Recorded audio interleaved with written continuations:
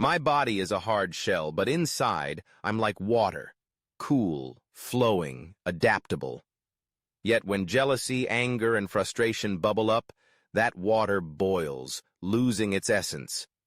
To cool it down, I must remove the burning sticks of negativity, the attachments that bind me. These emotions are tied to people, objects, events, false sources of joy. I tell myself I'll be happier with a better partner or more money, but that's a mirage. True freedom comes from within, through meditation, where I detach from the mind's chaos and return to my true self.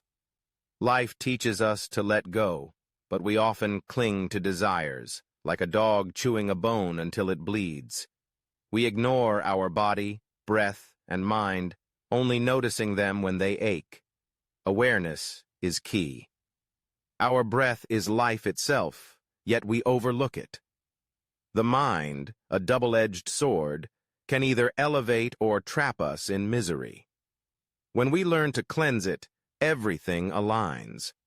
Intellect judges and filters our experiences, while memory clings to criticism, overshadowing compliments.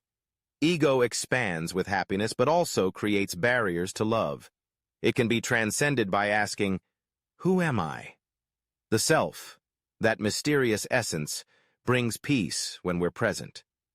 Meditation isn't just an act, it's the art of doing nothing, a deeper rest than sleep. It transforms destiny, connects us to universal energy, and erases unwanted impressions.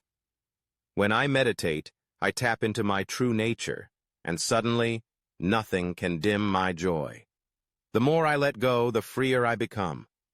So what are you holding on to? Let it go and embrace the coolness within.